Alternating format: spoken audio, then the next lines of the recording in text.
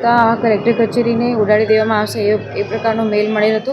એ મેલની પુષ્ટિ થતાં જ તરત જ અમારી અલગ અલગ ટીમો એસઓજીની ટીમ, ક્રાઇમ બ્રાન્ચની ટીમ, બીડીડીએસની ટીમ અને લોકલ પોલીસની ટીમ સાથે મળી અને સમગ્ર કલેક્ટર કચેરીને ખાલી કરવામાં આવેલી. ત્યારબાદ આ કલેક્ટર કચેરીની અંદરના બધા જ આઉટડોર અને ઇન્ડોર પ્રિમાઇસીસને ચેક કરેલ છે અને ચેક કરતાં ત્યારે હાલ કોઈ શંકાસ્પદ વસ્તુ ધ્યાને આવેલ નથી, પણ છતાં પણ આ ચેકિંગની કાર્યવાહી ચાલુ છે.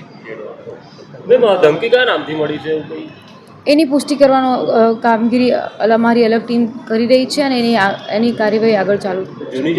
જૂની જે મેલની જે પદ્ધતિ હતી એમાં મદ્રાસીમાં અત્યારે હાલ આપણે કહી ના શકીએ કે જૂની પદ્ધતિ છે કે નવી પદ્ધતિ. દરેક મેલને ખૂબ સિરિયસલી લેવામાં આવે છે અને એના રિપોર્કેશનમાં એક્શન તરત પોલીસ લઈ રહી છે. અમદાવાદમાં જે મેલ મળ્યા છે એનું કનેક્શન હોઈ શકે એ વ્યક્તિઓ એ તપાસનો વિષય છે. એ લોકો સાથે કન્સર્ન કરીને વડોદરામાં જે મેલ મોકલનાર એજન્સી છે, અમદાવાદની સ્કૂલો માટે મેલ મોકલનાર એજન્સી છે, એક છે કે નહીં એની તપાસની આગળ. કેટલા વાગે મળ્યો મેલ? શું લખ્યું છે મેલ?